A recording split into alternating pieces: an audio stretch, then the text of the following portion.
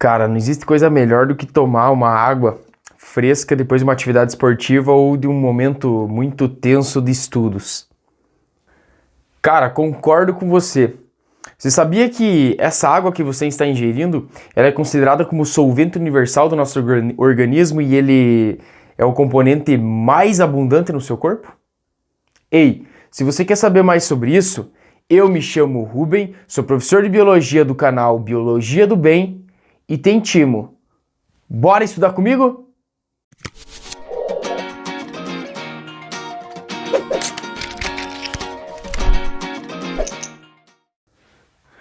E então, vamos para nossa aula 2, aqui do módulo 2 do canal Biologia do Bem. Começo pelas substâncias inorgânicas e a primeira delas, a mais importante de todas, é a água. Substância inorgânica mais comum em todos os organismos. Vou falar sobre as funções dela, vou falar sobre as propriedades que garantem essas funções e o que, molecularmente e quimicamente falando, garantem essas propriedades. Beleza? Então, convido você a assistir o vídeo até o final para você conseguir entender o enlace da biovida com a química da água. Beleza? Então vem comigo, já deixa o seu like, compartilha com a galera, tá assistindo a aula, me marque nos seus stories lá do Instagram, @prof.rubennabozni. Beleza? Vem comigo.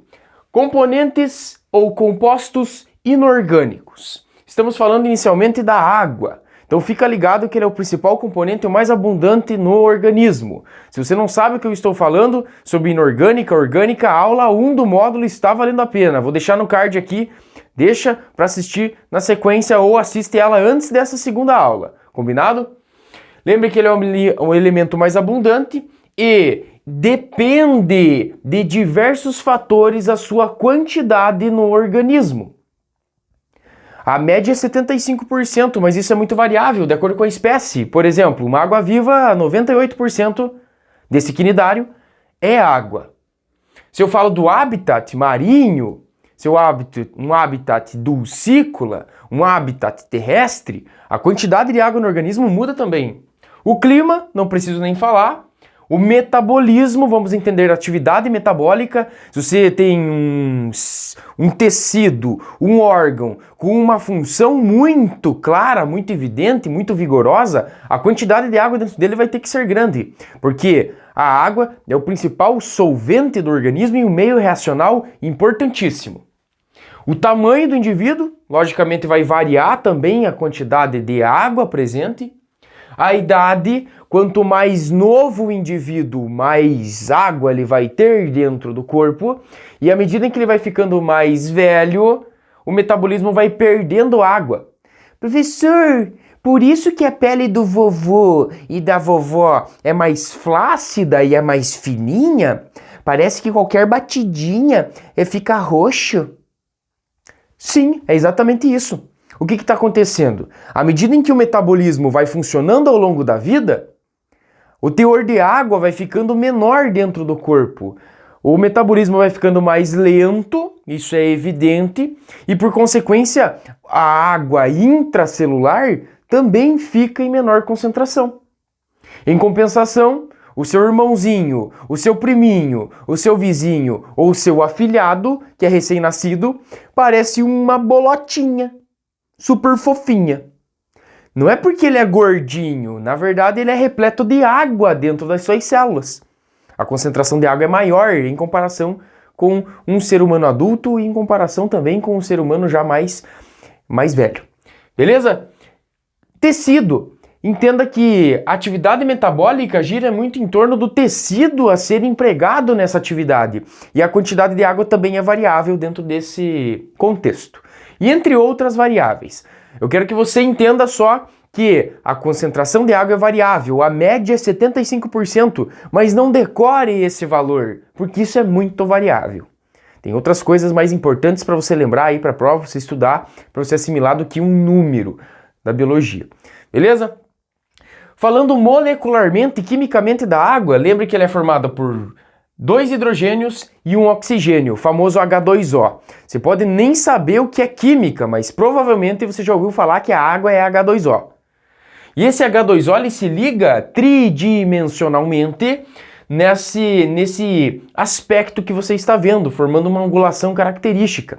E detalhe, essa molécula forma polos, ou seja, é uma molécula polar. E essa polaridade garante aí diversas propriedades fundamentais para a água, e uma delas é ser solvente universal dentro do nosso organismo.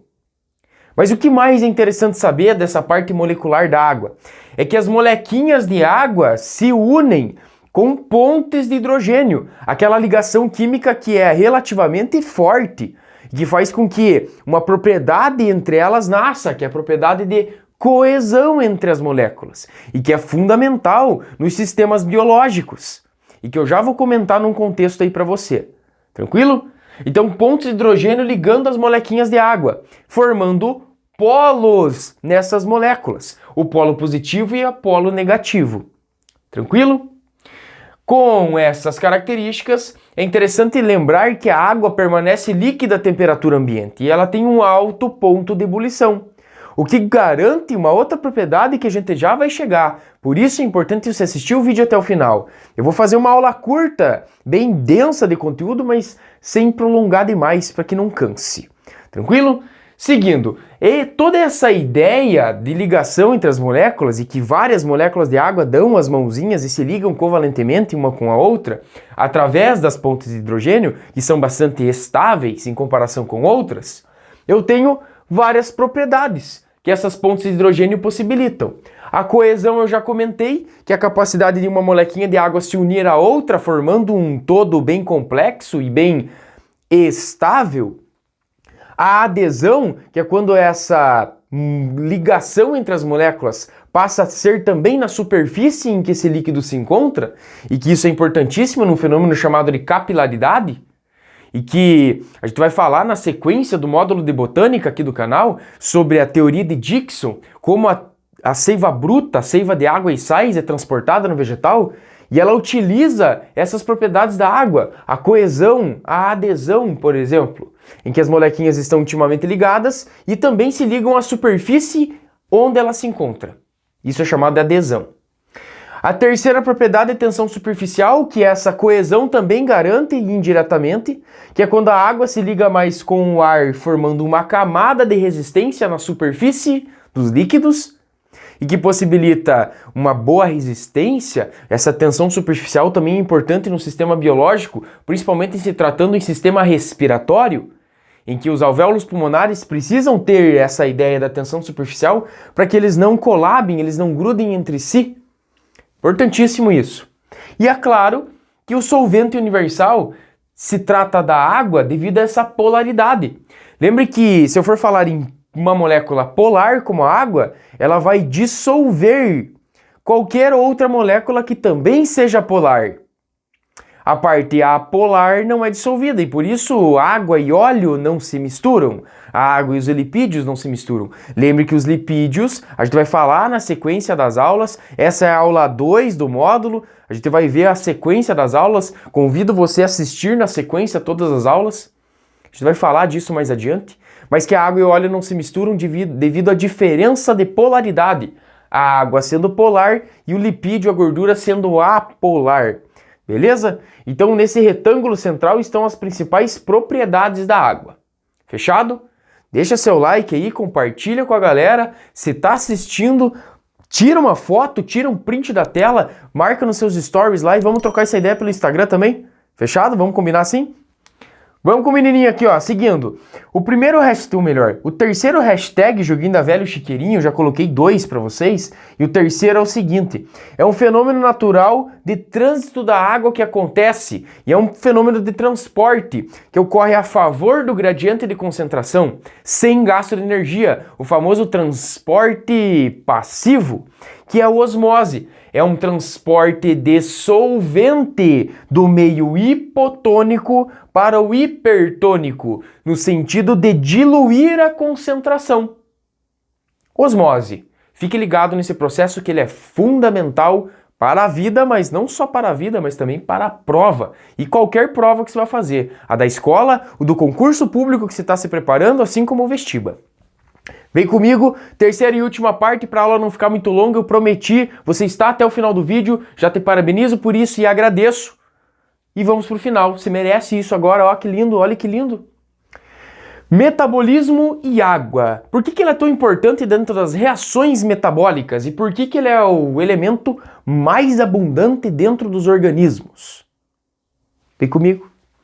Síntese por desidratação, um fenômeno muito bacana para a formação das proteínas no corpo, por um processo chamado de ligação peptídica. Anota isso que eu falei porque eu não escrevi no quadro de propósito. Eu quero que você anote. Já escreve no comentário. Professor, eu escrevi ligações peptídicas, está anotado. Deixe seus comentários aqui, ó. Deixe sua dúvida se não ficou claro alguma coisa. A ligação peptídica quando eu tenho a união de aminoácidos para a formação das proteínas. Parênteses, aula 1 eu já contei isso para você que é o seguinte. As proteínas são os componentes orgânicos mais abundantes no nosso corpo. Professor, mas você não falou que era água? Não, eu falei que o componente mais abundante é a água, mas o orgânico mais abundante são as proteínas. Então para de ser doidão aqui e vem comigo. Vem com o menininho aqui, ó. Anota isso aí. Essa união de dois aminoácidos ocorre perda de água, por isso é uma síntese. Eu estou sintetizando proteínas, mas eu estou desidratando para que isso aconteça. É como se eu removesse uma molécula de água e os aminoácidos se tornassem afins de se ligarem. Então é uma síntese por desidratação. Anotado isso? Próximo exemplo, hidrólise.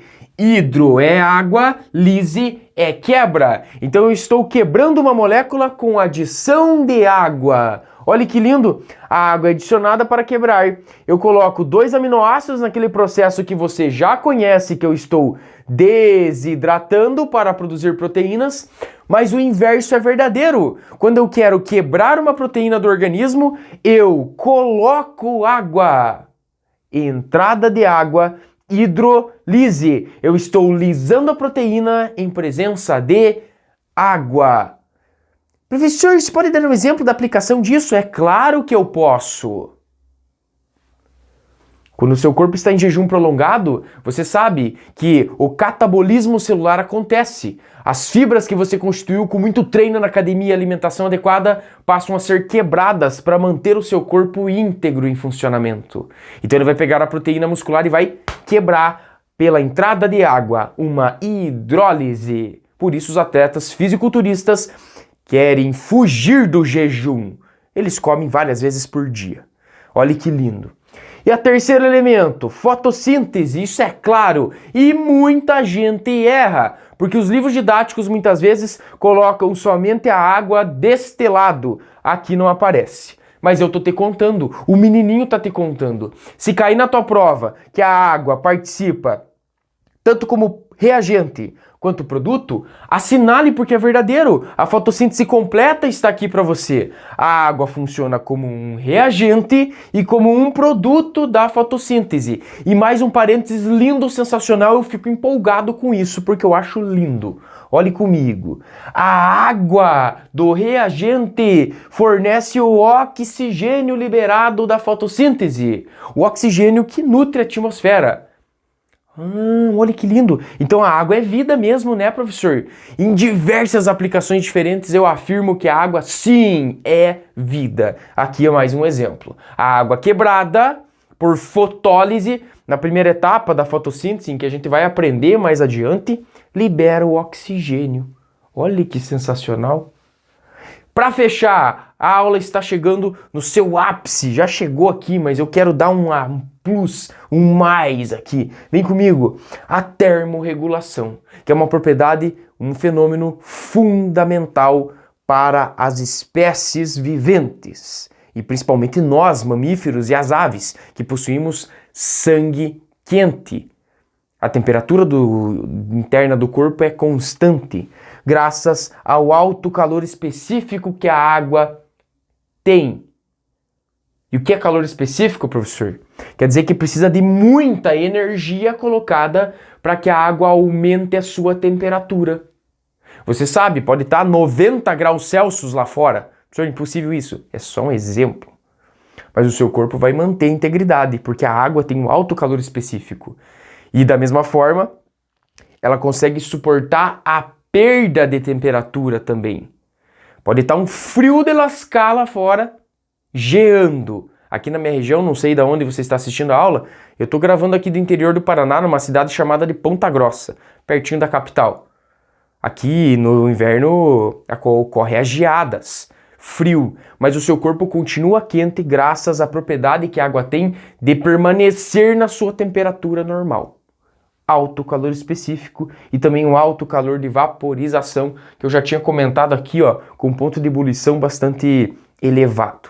Ela só vai começar a entrar em ebulição a 100 graus e vai começar a congelar a 0 graus Celsius. E eu coloquei essas duas terminologias só para os animais de sangue quente, aves e mamíferos, no nosso caso, e peixes, anfíbios e répteis, que são animais com sangue com temperatura variável, chamado de sangue frio.